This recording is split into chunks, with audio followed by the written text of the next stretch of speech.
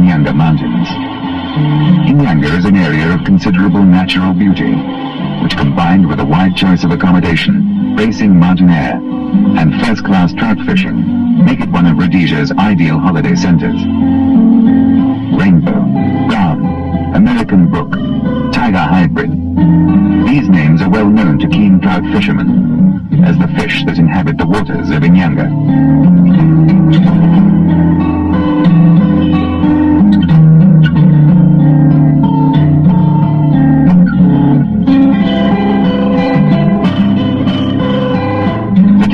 National Parks and Wildlife operate a trout hatchery in these mountains on the banks of a swiftly flowing river, whose cool waters are tapped to provide the constantly fresh water trout need when breeding. When large enough, these trout are used to keep the dams and rivers stocked for the fishermen's benefit.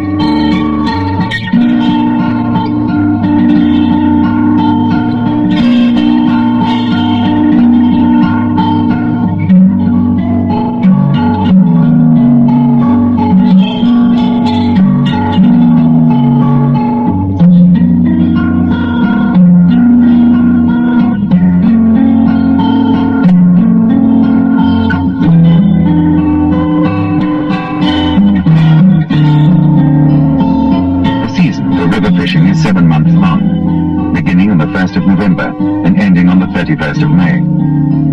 This same season also applies to two of the area's lakes, namely Purden and Gulliver.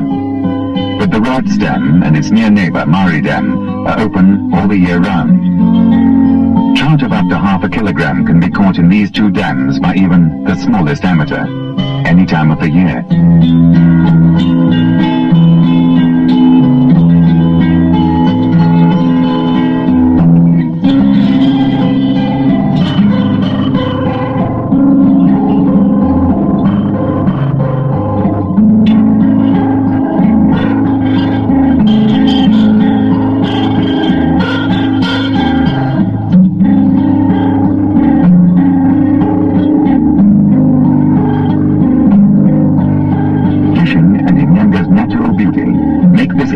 Rhodesia, a superb place to spend a holiday, even if you don't like fishing.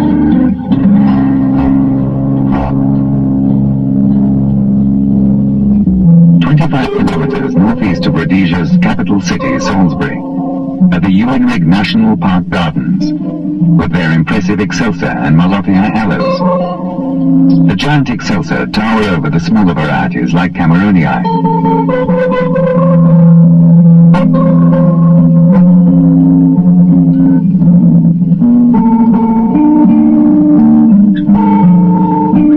Majortiy abound in yellow and orange.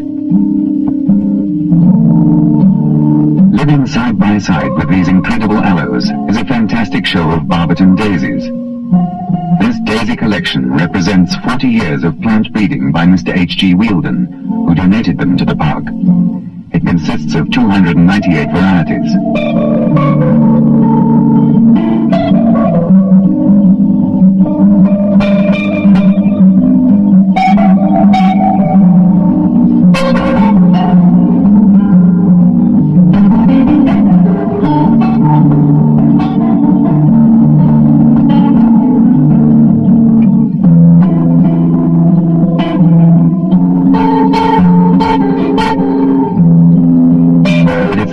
Of Uinrig that are the big attraction. And during the winter months, visitors can view these in-bloom aloes in a completely natural setting.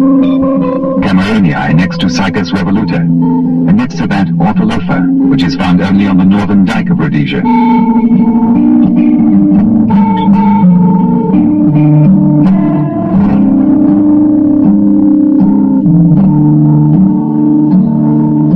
Scattered amongst the aloes are examples of Encephalatus gratus, which originates in Malawi. A wasp takes nectar from the Van Belenii aloe, and the pink and white Sabi star soaks up the sunlight in sharp contrast to the abundance of cacti in the gardens.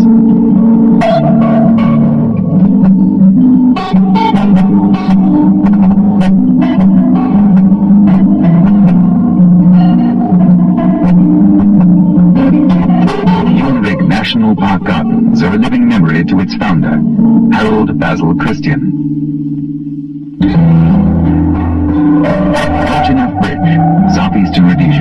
entry point from South Africa to the Chimanimani Mountains. The Chimanimani National Park, along the eastern boundary of the Melsetja district, is an area of rugged mountain grandeur, with peaks rising to nearly 2,500 meters.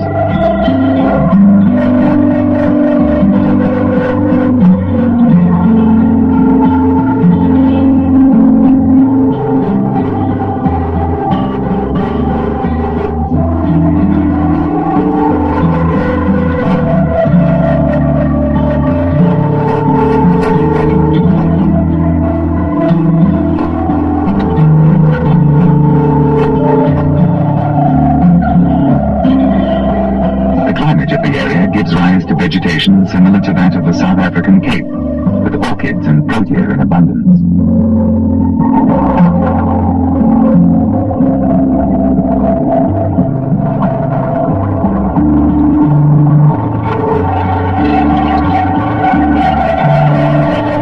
The crystal clear Limpopo River has its source high in the mountains. Here every possible thing has been done to keep this area wild and natural. It's a paradise for the naturalist and lover of mountain, bush and tree.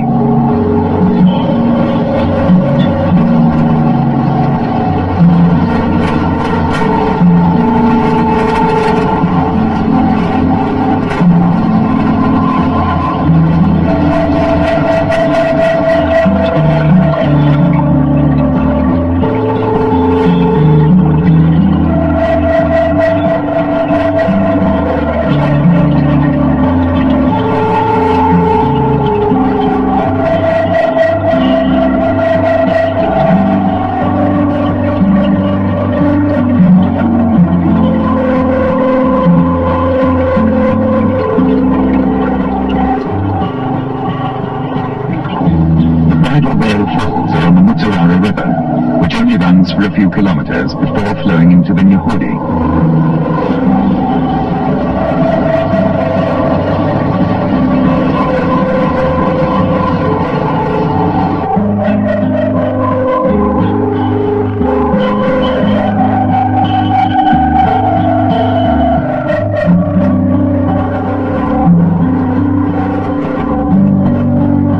Visitors to this stunningly beautiful area of Rhodesia are asked to observe a few simple rules.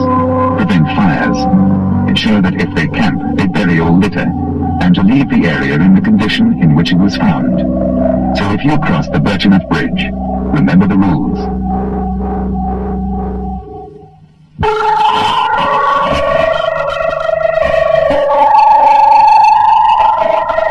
Lake Kyle is an instance all too rare in the 20th century, where man has actually enhanced nature. In common with all the lakes in Rhodesia, it's man-made, and its primary purpose is to store water for agricultural schemes, but it is its recreational and scenic attractions which interest the visitor. The water bailiff at Lake Kyle, Mr. Tom van Haan, has established a beautiful garden on the cliff overlooking the dam wall. With its backdrop of the Muni Mountains and the Beza Hills, the lake has given the area a focal point, and with the scenic drives, is a perfect complement to the other attractions which bring the visitors to this part of Rhodesia.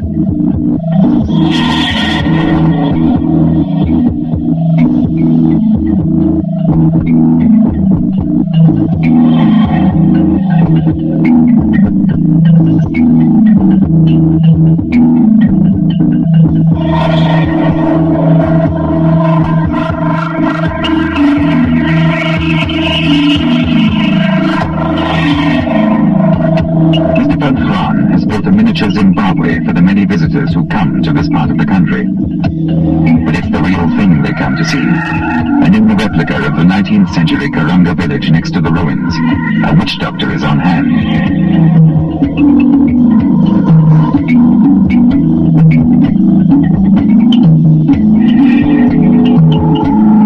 As in days gone by, an old woman is busy with her pottery.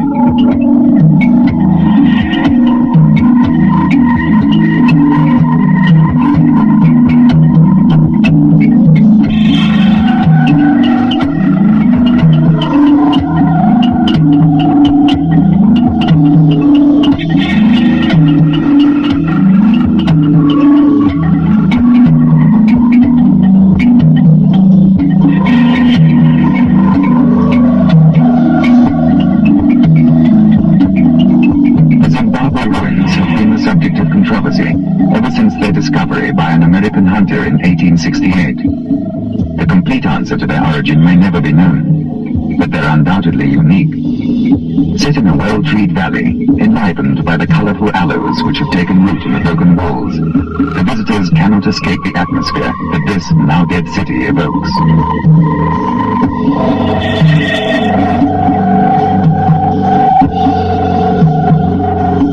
Zimbabwe and Lake Kyle in the Fort Victoria area are certainly worthwhile seeing on a trip to Rhodesia.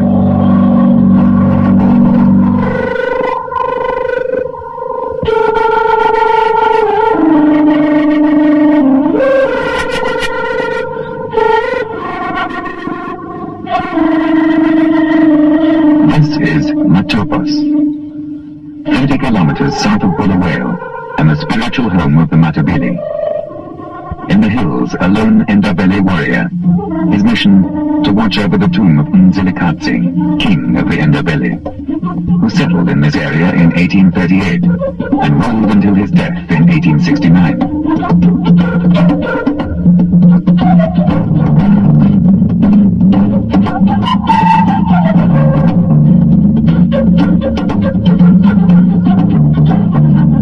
In the vicinity of Mzilikatsi's tomb, there are many caves where Bushman paintings can be seen, the only evidence of a people long lost in the African past.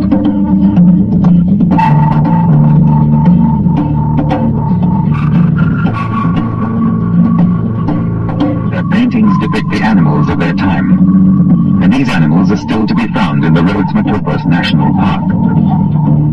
This national park has an area of 2,600 hectares and has some of the most rugged natural terrain to be found anywhere in Rhodesia.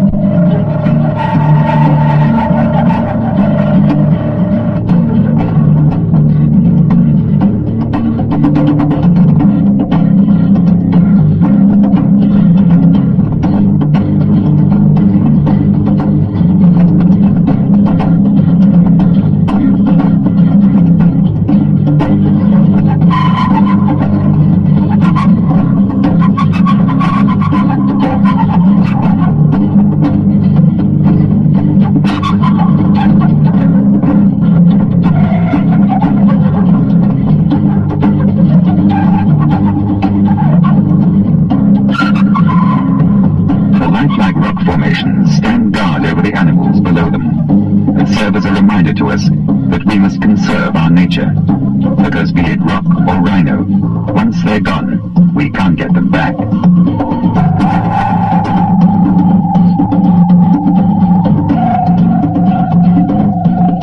World's View is possibly the most photographed spot in the Matopos, and the last resting place of Cecil John Rhodes, who requested that he be buried on this spot, which he used to love so dearly in life.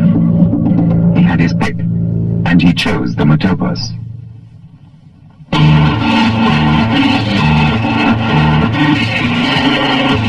Natal Passport Operation Rhino truck recently delivered a consignment of white rhino to Safari Lodge Wankie.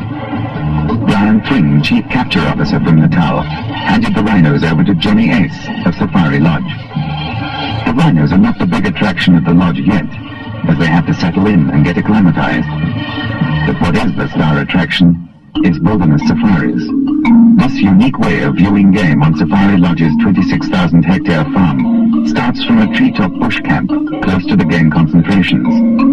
A bushwise guide takes the tourists on a never-to-be-forgotten walking safari through some of Rhodesia's most densely populated game areas.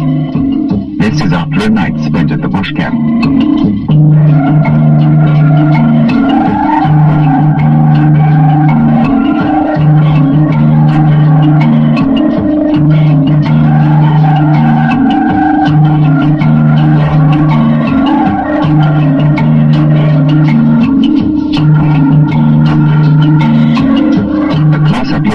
Starts the safari on.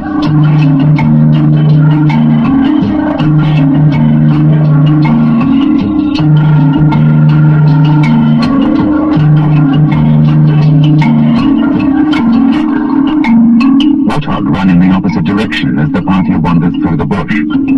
The fast-running ostrich also decides not to stick around.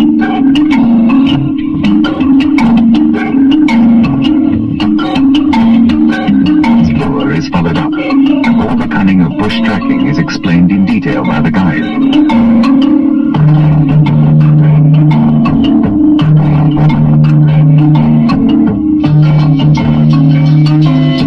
A baboon watches closely, while its mate has a good scratch around for a tidbit.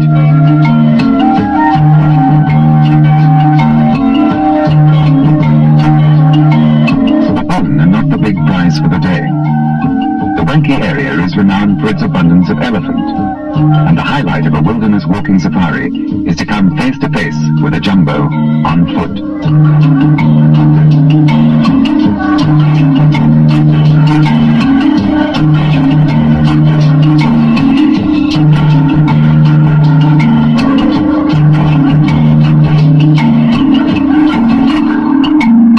Elephants are not one of nature's more predictable animals, so caution is always necessary.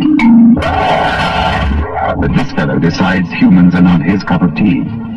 Instead, a quick jog over to the waterhole to join the rest of the herd in a king-sized drink of water from the pan below the lawns at Safari Lodge Wankie.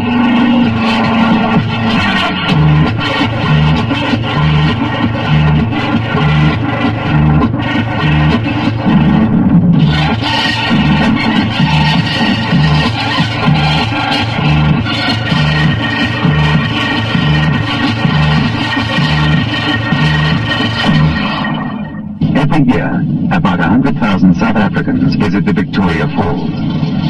Many go on to visit Kariba, but between the two water masses, there are thousands of square kilometers of bush. If a tourist travels by road from one to the other, a huge detour is necessary. South to Bulawayo, east to the capital Salisbury, and then north to Kariba, a distance of 1,255 kilometers. The water flowing down the Zambezi River is also a link between these two points of interest, and much of that water is stored in Lake Kariba. Now Rhodesia has acquired Africa's latest and most exciting form of transportation, the hydrofoil sea flight.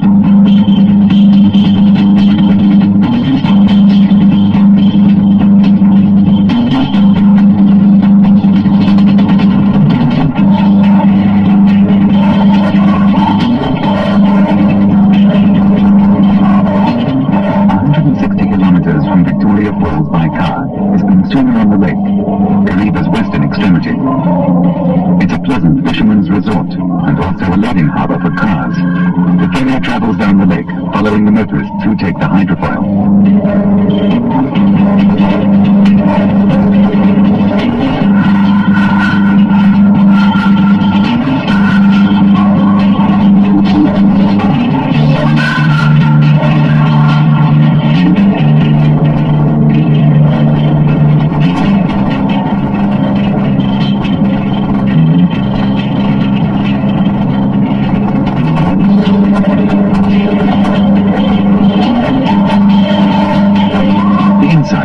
Acquisition is rather like a plane, complete with hostesses and aircraft-type seats. But it has much larger windows to facilitate sightseeing on the way. When the craft gets up to speed, the hull lifts out of the water, and foils allow the boat to cruise along at 70 kilometers an hour.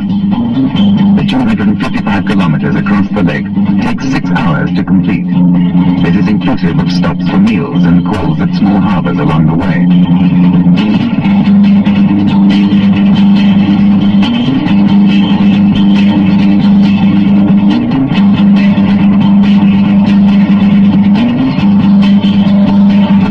Motor vehicles on board travels overnight, and early the next morning the vehicles are unloaded. People who don't travel by car can either continue their tours by bus from Kariba or catch the plane.